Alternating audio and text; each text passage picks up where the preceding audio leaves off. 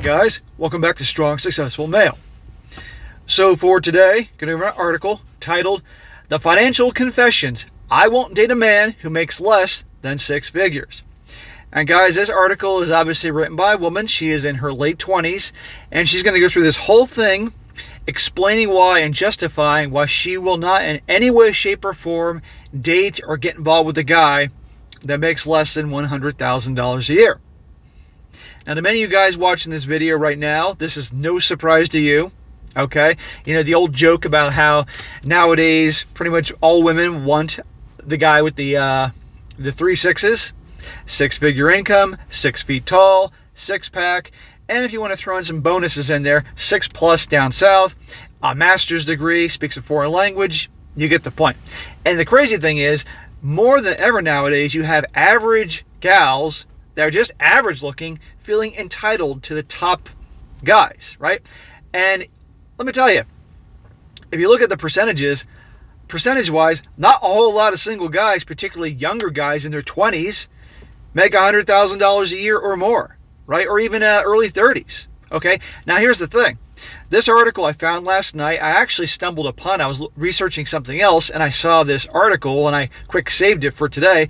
This is from 2015.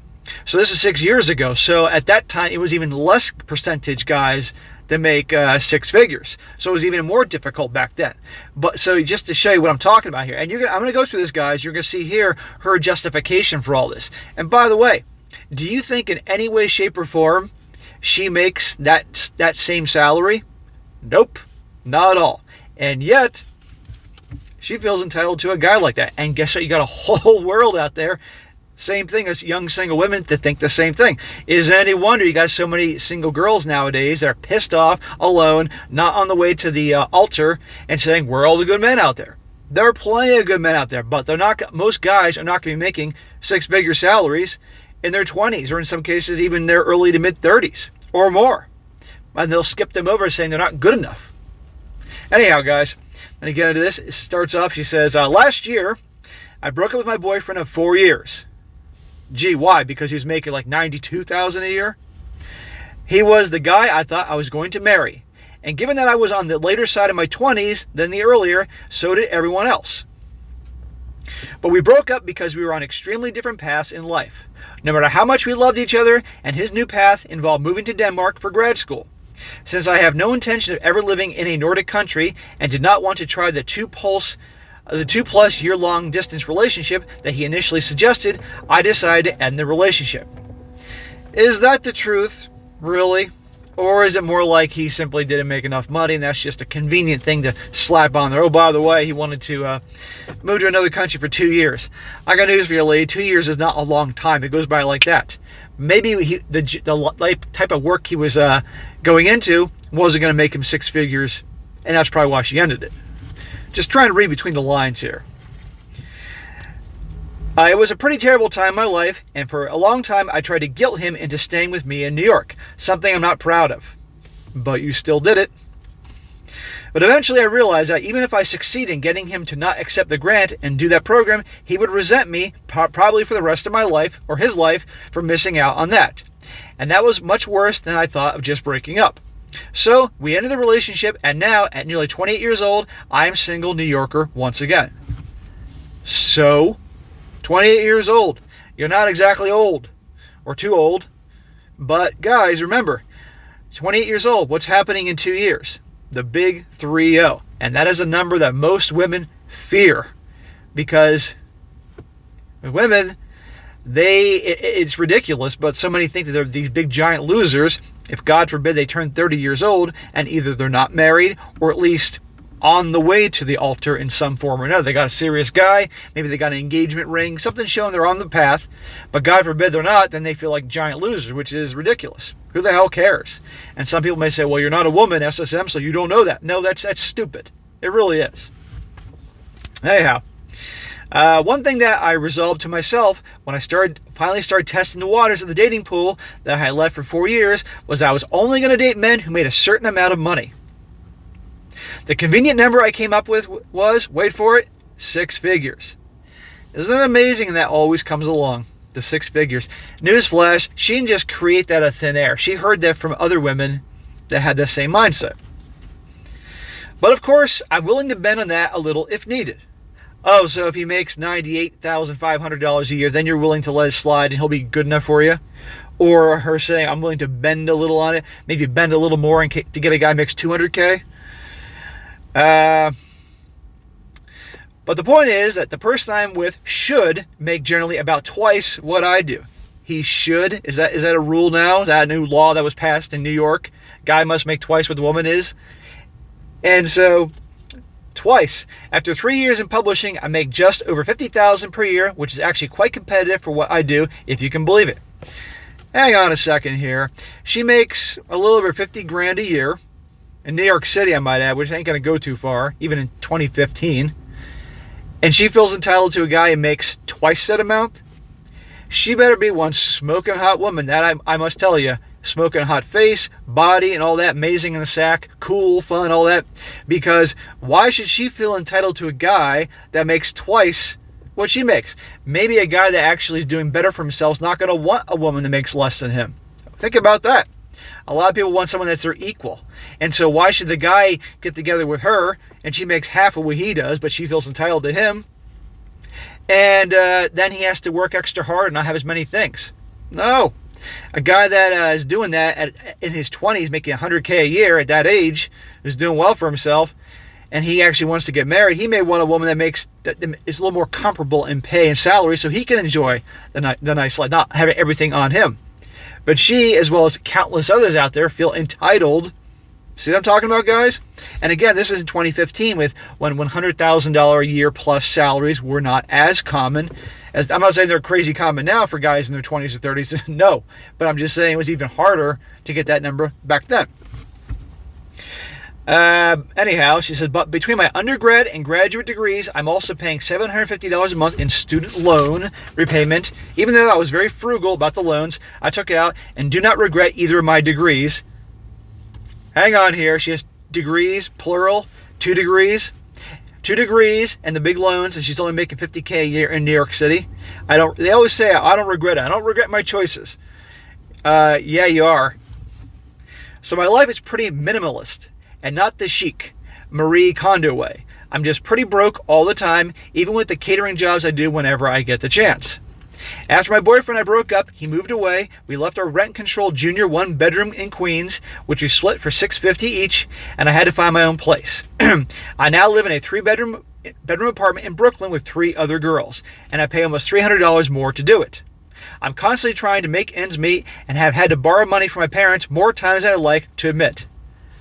Oh, boo-hoo. Then take action to make more money. And I don't mean catering jobs. If your job right now is not paying you enough, that you're broke, living in an apartment with 3 other chicks, it's a 3-bedroom apartment, but 4 women in there. I can't imagine that nightmare. And you have to borrow money from your parents. Something's wrong with this scenario. Okay? And don't think that you can just go out and marry some guy who makes more money than you and help solve all the problems and make him responsible for providing you a life that you feel entitled to. Okay? If she wants to make more money or she wants to have a better life, I got no problem, guys, if anybody wants to have a better life and have the finer things, whatever, but don't go feeling that you're entitled to somebody else that will give it to you. Okay? Make it yourself. Okay, we're in a world now that, again, a woman can do anything a man can do, right? So therefore, she can then rethink her life in terms of where she's going to be, in terms of career and all that, and go for something that pays better. Or maybe live in a place that doesn't cost so much. There's an idea. But she's in her 20s. She's a millennial. So the idea is like, I should be entitled to live the life I want, where I want, and, damn the cost. Well, reality is, you live in New York City, it's going to cost a lot of money, so you got to make a lot of money. Okay, so make it yourself. Don't just feel like you're entitled to some guy. And I still question why she broke up with a boyfriend, really. I still think it has to do with something with money. But come on here. You're not happy? Take action. So many people just feel entitled to this and entitled to that and aren't willing to do it and just figure they deserve it in some way or another. Okay? It's not working. Figure something else out. Anyhow, more of her bitching about money. She says, But part of the reason I'm in such a sucky financial situation is because during my entire relationship with my ex, I was able to save a grand total of $1,000. Part of this was because I was still in grad school or unemployed during part of it. But part of it is because he barely made any money. Ding, ding, ding. And when I was earning my entry-level salary, he cobbled together income from part-time jobs and often needed me to supplement it. We lived on credit cards many months, and for all the holidays we celebrated together, only one Christmas we were able to get to each other real gifts. We were constantly broke, but deeply in love. And even though I probably would have married him if he hadn't moved, looking back, I can't believe I lived that long for the way I did. Then why do you live there? Why do you live in New York City? If you're not making enough money, move or do something better. I keep saying this, but it's unbelievable to me how people don't, it's all about, I feel this or I should do this. And it's you can't afford it. You can't afford it. End of story. We were constantly fighting over money-related things, and I basically watched as most of my money-related dreams evaporated in front of me. Dreams. Having a robust savings account and investments, poof. Owning property in New York, poof. Being able to afford children here, poof, poof, and poof. But I told myself that you don't always choose the person you love, and if our life had to be radically different than I'd hoped it would be, that would be fine. But now that I'm on my own again and starting a relationship from zero, I know exactly what it would take for those dreams to be realistic. And the guy I'm with would have to earn about that much money. Again, what do you bring to the table? What do you bring to the table to feel like you deserve a guy that makes twice as much as you? Do you ever think that maybe he doesn't want a woman that makes half of what he does? Maybe he wants someone that is good looking and a good body and in good shape and also makes more money like he does in the event that he does actually want to get serious and get married. Why would he settle for someone that makes half? But this is the mentality nowadays, guys. She continues, this isn't a question of me wanting to be floated by someone. Bullshit. I will always have my job and do everything I can to contribute as much as I can. It's a question of if I'm single, that's fine too. But if I choose to be with someone, that person should be able to be part of the life I wanted for my partner and I. This sounds like it's all about what you want. If she is good looking, I pity any guy dumb enough to get involved with her because the only reason she chose him is because of his money, what he's making for an income, and obviously what he may have saved up. And if he didn't have that, next. That life has a lot of things that cost money, such as having children. While I have the time to be choosy and I'm not yet in love with someone, I want to be sure that I'm not choosing someone whose finances will be a constant source or strain. Well, she wants someone that's finances won't be a cost or strain. Well, you're a big strain to him because you don't make a hell of a lot for New York City. If she was living in, Bumblefudge, Iowa, or Nebraska making $50K a year, that should be okay. But she lives in NYC. There are enough problems in life. I don't want to add financial ones to them. And comfort is probably the biggest aid to any relationship ever. If you're not worried about basic things, you're able to be much happier and more balanced overall.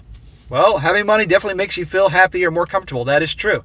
That's why a lot of these young people feel entitled to have taxpayers subsidize their living through lots of different things, but I'm not going to get in a discussion of socialism and communism today. My ex and I were a near perfect match in terms of personality, but even then, our money problems were constantly causing a strain. I know that a lot of people would judge me if they knew about my rule, but I don't care. Well, she unfortunately is not alone in these types of rules.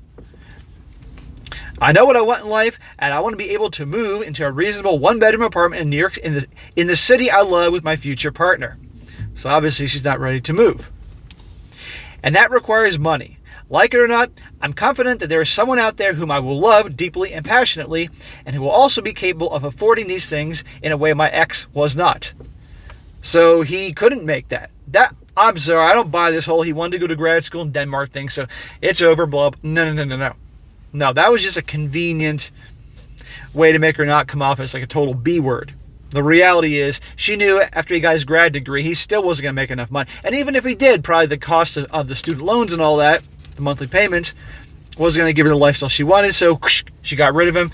Hey, I'm in my 20s or late 20s, I'm in my prime, so I can get any guy. Well, newsflash, the clock is ticking, honey. She says, now listen to this. I bring a lot to the relationship. I'm an excellent cook, keep a beautiful home, am a wonderful hostess, and well-read and funny if I do say so myself. I have a passion for my career. but I will never be independently rich. So all these things she listed about saying how great she is and her qualities and what she brings to the table, every single guy watching this is shaking their head saying, who gives a shit? Okay? She didn't mention that she's good looking. She didn't mention that she's in shape. She doesn't mention she has a great body. She doesn't mention the fact that she's great in the sack. No, it's, I keep a beautiful home. Well, last time I checked, most women don't. I am a wonderful hostess. Well, who gives a shit? I'm well-read and funny. Who gives a shit? That doesn't get our you-know-what hard. What does is if you are good-looking and young and you have a great body and good in the sack, all those other things, sure, they're nice bonuses, but at the end of the day, we don't give a shit, okay? But so many young women think that, well, this, and this, so I'm bringing things to the table. No, you're not, okay? They're bonuses, but if you don't make the most important things for guys, youth, looks, body type, that type of thing, those other things are nice, but they're not going to do it. And again, nowadays, you have just average gals being conditioned by the feminist movement, social media, advertising saying you're worth it, and things like that. They feel entitled to a top guy, when mathematically that's impossible. Okay? They can't all get these guys that make that kind of money and are 6 feet tall and have a six-pack and so on and so forth. But this is the delusion out there. Anyway, she goes on. And if someone can bring that financial stability to my life, they are a good match. The next guy I love, I want to be the guy I marry. And I don't want to marry someone I'm going to struggle with. If I'm going to struggle, I'd rather do it alone. So there you go, guys. That is a perfect example today. Again, this was written 6 years ago. So that was even more of a challenge to get a guy that, you know. And the funny thing is, a lot of gals like these also, they don't just want a guy that makes that kind of money and all those stats. They also want a guy that's also close in age with them. That's another thing. You know, you get women that get to their 30s and they want a guy who's also in his 30s and accomplished and make money and all these things. But those guys are like, wait a second here. If I'm making this kind of income, I got this kind of money saved, I got all these things that put me in the category of being high value. Have a woman in her 30s or 40s or have a woman in her 20s. Gee, tough decision here. They're going to go for the ones in the 20s. Just the same way as a woman, if she had a choice between a great guy who had all these great qualities and he makes $250,000 a year or he makes 72, who's she going to go for? The guy makes $250,000 a year every time, mark my words. Your average gal, she could have a great relationship, great boyfriend, all that, in love, and a dude pulls up in a Ferrari and is rich and charming and likes her. That boyfriend she's in love with, whoosh, he's toast. Not every time, but nowadays with the attitude, particularly with the younger generation, they're influenced by Instagram and social media and all that and think that's just how things are, which they're not, by the way. In a heartbeat. Shallow as hell culture. But anyhow, guys, I wanted to go over that and just show you what we're dealing with today. I know many of you know this, but just little reminders every now and again. And is any wonder so many guys are just like, that's it, I'm done. I'm not dating. I'm happy with my own money, with my dog, doing what I like, enjoying my life as I want, not dealing with this bunch of crap. No surprise there. And is it no wonder that you're going to have articles all the time when we bitch and complain there's no good men out there. I guarantee you, mark my words, she's going to get to her 30s because she's not going to get what she wants. And then at that point, then, you know, when we get to their 30s, their 20s and teens were their prime, but their 30s, that's when they're becoming lower on the totem pole. Where are the good men out there? I'm all alone. Boo-hoo. I can't have a family. Can't have kids. Well, you had options with good men. Plenty of good men out there. They may have not made a six figures, but they were good men out there, but you just passed them up because you thought you were entitled to something better, just like this one. So I'd be curious where she is today, 6 years later in 2021, and how this little plan of hers worked out for her. But anyhow, guys, that is it for today. Be sure to comment down below. Let me know what you think about this, and be sure to like the video, share with your friends, and subscribe. And I'll catch you next time.